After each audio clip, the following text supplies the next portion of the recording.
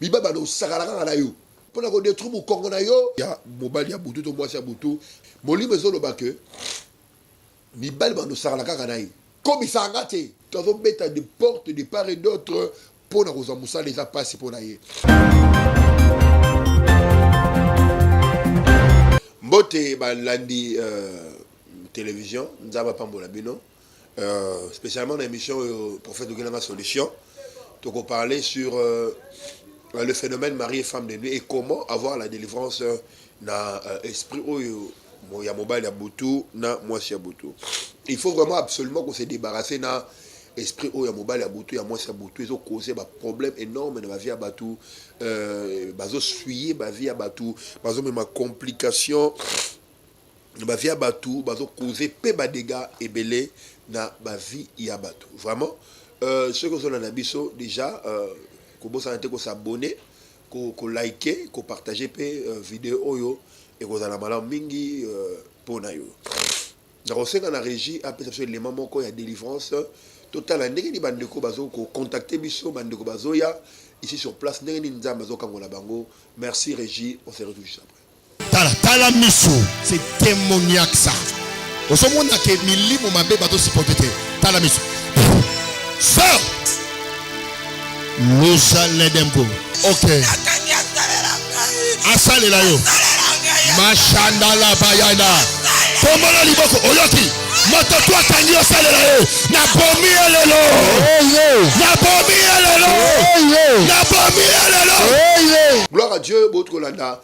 Neni bandeko bazo kangolama o balanda enseignement ba contacter biso neni nzambe azo kangola bango nene mais une fois vina yo oza prise na emprise ya molimo ya mobali ya buto moi ya buto bien aimé oza na kati ya cercle infernal puis oza na désolation makamunyo so yo eko manifester eko tambolate eko simbate bien aimé et c'est que yeba que mutu oyo aza habité na molimo ya mobali ya butu premièrement ba symptôme a cause na difficulté a cause musala et ça la bande ko belé bozo na biso boza habité l'esprit ya mwasi ya butu bokuta na premièrement poye ba motapo na bandoto zo mona te parce que ba démon oyo ba esprit ya mari et femme de nuit ba ko ba yaka na ba songe tango lali aina butu a passer nos rapports sexuels bien aimé a bimina yo a tikelio malédiction dans autres na yeba que moto pas azo kuta na ba phénomène ba mari de nuit oyo ils allaient moko ba kaya ba sorcellerie inconscient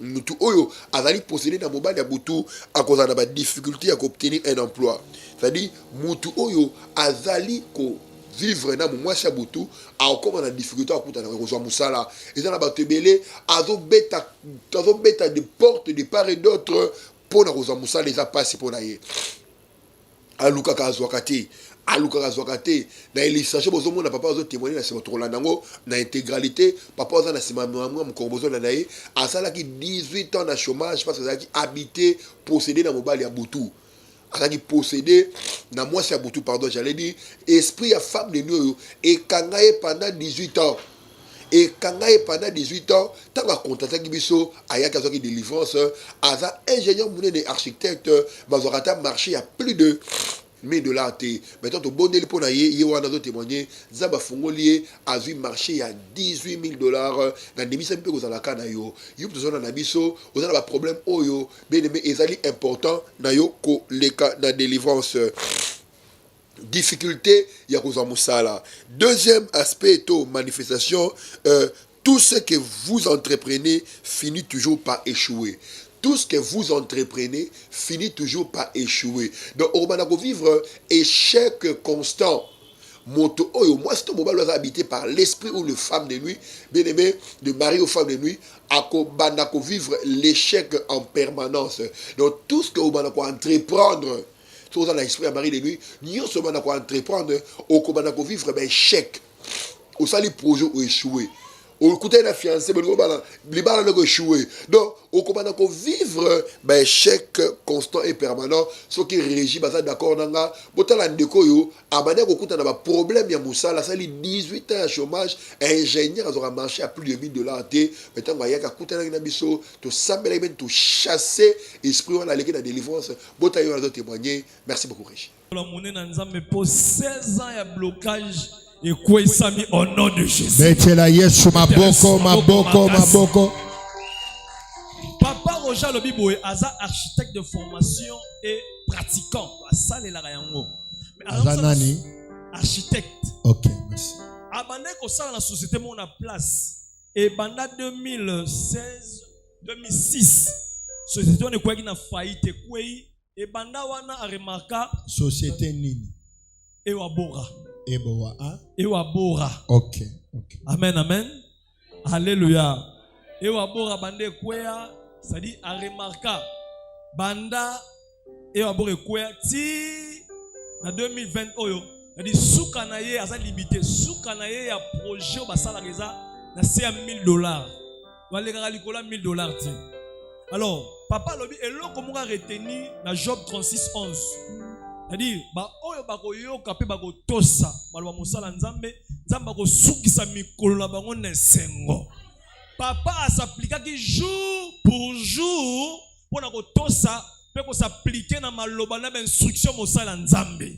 Ni ne salami, alobi ndenga zawana, auti ko mboshe marché moko ya $18,000. Ya mashada laba. Betela Yesu maboko na milolo. Gloire à Dieu, bon total, papa, oh, nous avons témoigné, Nzambe a salé bikamwa. Nous avons que Moutouazali habitait dans l'esprit à Marie de nuit à cause de difficultés aux emplois, il y a Moussala, et puis toutes ces entreprises finira par échouer. Et moi, je me dis, on investit dans une affaire, Moubambani, au Tchébilo, on a conteneur et Kangami, donc on a échoué lamentablement. Les échecs constants. Donc quand quelqu'un échoue constamment, bien aimé, les alliés molimoya, mobile abuto moi saboté, ça mobile, to moi si, tant aux hommes, ben chèque, et ça se répété dans la vie nayo, ben chèque, et ça se répété, yéba que les alliés molimoya mobile abuto, les alliés molimoya moi saboto. Donc quand vous constatez ces choses, yéba que vous allez déjà habiter dans mobile abuto. Parce que c'est une question, prophète, gagne dans l'autre à tête, ça a couplé dans moi saboto, mais dans mon avis, c'est compliqué. Dans le c'est pas symptôme, on a ça et que Sungabino bo Luca délivrance. Autre chose, dans le but que difficulté à retrouver un emploi. Deuxième chose, échec en permanence. Tout le but que troisièmement, les alinini, vous serez toujours couvert de honte. Vous allez habiter par l'esprit Yamaré de nuit. Très souvent, vous serez couvert de honte, car cet esprit est lié pour la destruction na yo. Donc, au commence vous aurez couvert dans Sony. Sony, bibali baye bazo kende. Donc la honte va couvrir ta vie. Quand tu remarques Sony comme couvrir vie dans un domaine ou une autre, il y a que vous allez posséder par cet esprit oyo, il y a mobile, il y a boutou, moi c'est boutou, contactez biso oko toko sambela pona yo oko le la délivrance. C'est que très souvent vous serez toujours couvert de honte, car cet esprit dans votre vie vient pour détruire. Donc esprit oya mobile ya butu na vie na yo ne na otokoma awa na bi que ezo ya kaka point détruire but nango et détruire yo et détruire ma relation na yo et détruire libala na yo et détruire mobile na yo et détruire makambu na yo tango za habiter na molimo ya mobile ya butu bien mais soni ekotika yote donc soni moko en permanence soni moko constant. Cette honte est frustrée. Parce que mon livre, azana mission ya ko détruire ma vie. Azana mission ya ko paralyser yo. Azana mission ya ko baby solo ma relation. Azana mission ya ko baby solo vie. Azana mission ya ko panza. Ya ko sasa. Ya ko baby sa nyonso ya yo. Yango ndeko zokuta na bakambo beneme benga biso na numéro affiché au bas de l'écran komela biso na WhatsApp benga biso na WhatsApp toko sambela pona yo okozwa délivrance na be gozala établi na ko na régie total la délivrance moko lisusu molimo zolo ba que mibal ba no sala kaka nayi mibal ba no ko sakala kaka nayi ba banaka ko sakala nayi ba zo tikai bolanda et bon tozonga juste après Osanani Osanani libala na ona inazo bomango tout de suite nazo bom natika yo ngai ba kulutu bango oui ngane baba kulutu nakanga ye oui aleki fier yango nakanga ye akotaka makambo ya fami na ngai yakota yango mpo na nini ye nani yango na domine espi na ye odomine esprit bali nyonso balali ye kafatika ye mobile abini ni bali nyonso kolali fatika ye si naloba yango esi naloba yango donc mobile tu soka lali ye akimi makambo ozosalema na batala na tshombo oloba olikomi oza mwasi ozawa oza mpe na besoin kozala na mobali stable nzoto babebisa na bongisa yango nom de Jésus. Voilà, nalobaki boye, bien aimé. Première chose pour qu'on sache, parce que tout papa prophète, n'a l'autre rapport avec les hommes ou les femmes. Mais naroye baneni que nazali habité na molimo mobile aboto moi sa botabi un difficulté aux amusala échec en permanence échec il y a en permanence et troisième elle dit que on a toujours couvert de honte. Pourquoi? Parce que esprit oyo ya mari de nuit yé ayaka pour la détruire nyonso ayo. Quatrième c'est que molimo oyo ya mari de nuit toi moi sa botou a ces maka désolation et les chaos dans la vie. L'esprit de mari et des femmes de nuit sème la désolation et le chaos dans la vie. Beaucoup de gens sont dans la désolation, il y a excuse, il y a vie, le chaos, rien n'avance. C'est cet esprit de mari et femmes de nuit. Mais des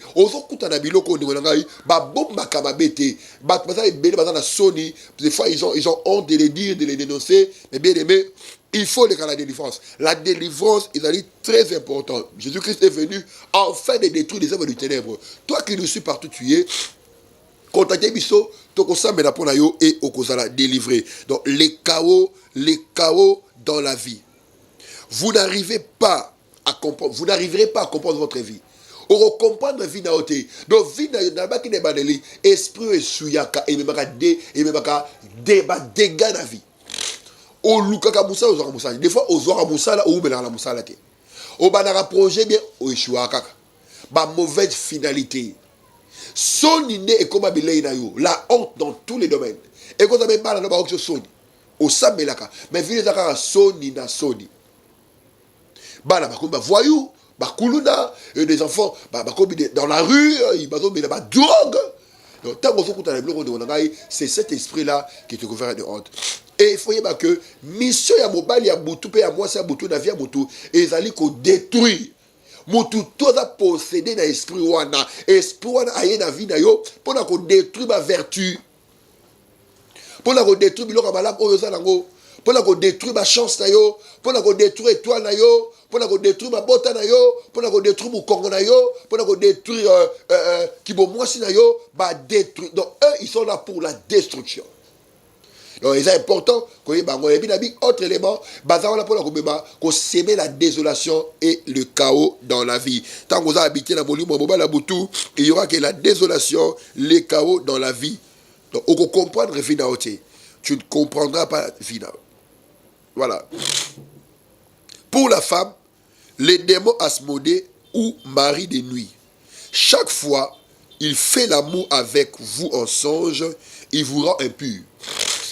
Pour la femme, ma maman, boyo kangai, mon libre mobile la boutu oyo, quand les démons Asmodée ou mari de nuit, chaque fois il fait l'amour avec vous en songe, il vous rend impur. Si vous êtes en couple, c'est la désolation totale dans votre foyer. Donc, tant que vous avez bimana Asmodée, vous avez des démons Asmodée, tant que vous avez bimana yo, azo couché na yo, na boutou, oye bakate ma couché kana yo, bien aimé, et que vous avez au bala. Désolation na libana. Complication. So, ozo pona, beaucoup de comprendre qu'on soit dans mobali, la désolation. Rien ne va fonctionner dans le couple. Tant que démon ya Asmodée, abimina yo, ndekonangai, okomi impur. Tu deviens impur et rien ne va fonctionner. Et ce qu'au bala, désolation totale dans foyer. Les maris de nuit étaient d'esprit jaloux qui ne permet jamais la paix entre votre conjoint. Borozana kimia te po demo ya mobala butu aza tellement jaloux akongate ozana kimia mobala yo yango ma balle belé ezo panzana sans succès allez bache mobali 100 mètres. Pourquoi? L'esprit wana ya mobali abutu. Soit à rendre moi si autoritaire. L'autoritarisme chez la femme. La Bible dit femme soyez soumise. Mais quand la femme est trop autoritaire, l'autoritarisme chez la femme, c'est un démon. On dit. Pourquoi? Moli mobali abutu a très jaloux, très jaloux à vous permettre kimia au sein à compléter. Le mari de nuit fera de votre vie de couple un enfer. Le mari de nuit fera de votre vie de couple un enfer. A dit libala, na yebeza na bateau, balinga sou sentir ta mobilité. Donc, mobali soka za musika bien, mais soka za pembeni. Mabe. Donc, mon libo ya mobali abutu, akosa libala bi ekoma lifelo. Il fera de votre mariage un enfer. Il fera de votre couple un enfer. Donc, l'Iba les a poison. Moba les a ma bé. Moi, je les ma bé. Aza impoli. Alaza douba. Donc, l'Iba les comme il fait l'eau. Donc, il faut qu'on bima. C'est cet esprit de mari de nuit. Donc, moi, si, mais moi, selon ça, la Dieu se pose là. Les goûts et les couleurs ne se discutent pas. La beauté d'une femme n'est pas de celui qui l'aime. Mais tant que vous habitez dans le monde de Gonaï, si vous êtes en couple, l'Iba de commis l'ifélo total. Cet esprit vous poussera d'être infidèle à votre époux. Et vous allez passer belé, oh, satisfaisant à gâter. À commis ça à gâter. Mais pas pourquoi? Parce que Obimara déjà est dans Boutou. Il y a des gens qui sont yulu, azo mettre les colo makasi et vous allez voir la moi et l'eau de moko à côté à boy aller à commis pété sur la Dilandos soit la première riz na le côté église voilà à la Dilandos à Katani. Mais vous avez besoin de bâtir la deuxième riz. Au monde au baillé. Infidélité totale. Cet esprit a reconnu infidèle dans le couple. Contacter biso toko samela pour nabino et bokozwa délivrance nabino. Il vous poussera à la débauche sexuelle si vous êtes célibataire. Là on parle de la femme. Donc esprit oyo ya asmodé au babé mari de nuit ce kabimina yo a rendre impur. Ce qu'on a en couple, a désolation totale dans le couple nabino. Esprit à mari de nuit, on peut mettre qui met la foyer nabino te. A koko bisa libala en fer. O recevait la mobile na ote. O koko ma bé donc on va le ma bé.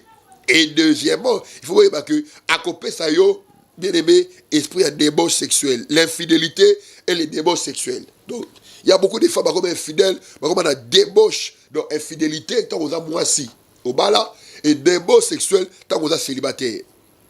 Les hommes coucheront avec vous, mais ne viendront pas vous épouser. Biba bano sakalaka na yo. Bano sakalo ba roba la hote. Dans des raisons kabiso ozawana partout ali, benga biso toza disponible to sambela pour na yo. Biba bano sakala na yo. Yo bano roba la hote. So roba la o comme infidèle. Donc, il faut vraiment, si on a les gars, vraiment, la délivrance est important. Donc, on sait qu'on a régi, après ça, témoignage, il y a un écho, il y a un esprit, à Marie de nuit, même dans Moïse, ceux qui ont lali, ceux qui parlent à l'autre, on a boutou, il faut qu'on couche dans Mobali. Moni, débauche sexuelle. Merci, Régie. Oui. Marie de nuit, elle est au Salema. Donc, on va passer un rapport sexuel dans la Mobali, dans Boutou. Soit tu mets dans moi, la police à moi, aux autres mondes en haut, et bien, là, quand tu dis ça, un moment, dans Boutou, aux autres mondes, la tête en bas, la police, il y a un peu. Pour ça, parfois, à des fois, il s'est mis de. Sauf que au moins, Marie de nuit, dans Boutou, si visiblement, on peut pas sa sensation, donc on peut exciter. Aux autres, on peut s'appeler, on maintenant, on parle. Donc, vous mettez la qui, la table, la l'énergie dans la caméra, et là, dérivé complètement totalement. Gloire à Dieu, beaucoup de landa, ndeko nenge azo témoigner, mais tout ça mela pour na akangola. Bien aimé, et ça important, bon, il va biloko. On a pas que esprit au démon asmodé, ce qu'il a vie à moi si, bien aimé, ce qu'a bimina yo, abimina a commission impur. Et puis ce qu'on là, bien aimé, désolation na foyer na yo. Marie de nous a un esprit très jaloux à ko lingayo à permettre de aux anakimia na mobile na yo. À ko comme ça, libala na mino le quoi ali felo. Et puis à ko pousser moi si l'infidélité. Ceux qui n'ont pas balité, à pousser moi c'est un débat sexuel. Dans les débats sexuels, où on a vraiment la vie à débat sexuel, célibataire, les hommes, bah, bimanayo, sakanayo, balayo, jamais. Ils vous épouseront jamais. Et ce bien aimé, ceux qui ont balité, aux huit précautions aux délivrance, aux nouna, aux vieillir, aux qui ma jeune fille, et puis aux vieillir, vie de bébé. Marie de nuit, a un esprit oyo. Voilà. Donc, Marie de nuit, a un esprit très méchant. Il faut vraiment faire très attention. Je crois que l'émission Ogoya, tu relever là maintenant, chez les hommes, mais je pense qu'on a parlé de l'Asmodée. Asmodée Azali, Marie de nuit. Asmodée Azali, Marie de nuit. Quand on parle de l'Asmodée, on voit un homme qui vient coucher avec une femme pendant la nuit. Pendant la nuit, après sa infidélité, à Rochabino Kimate, aujourd'hui, on a Makamo de Wangai, Bengabiso, tout ça, mais la ponayo, et on a délivré. Numéro 9, ils ont affiché, aux gens de partout dans le monde, Zabambolabino, ils ont qui apôtre Gédéon KMB, AGK, prophète, les choses marchent, même après mission, Bengibiso. Toko sungabino na ba problème na bino na ba kala bino yuzo kuta vraiment na makambo yo surtout maman ko buka na te koba ko benga biso na pesi mbote na ba ndebozo na biso na Canada sœur Nadia Mwaku Nzambe apambola yo maman Mylène na Belgique sœur Nicole na Belgique sœur Nicole na Belgique maman Mylène na Belgique na pesi maman Iguette na Belgique na pesi ba développé à France mbote Nzambe apôtre Gédéon KMB apambola bino merci beaucoup bye.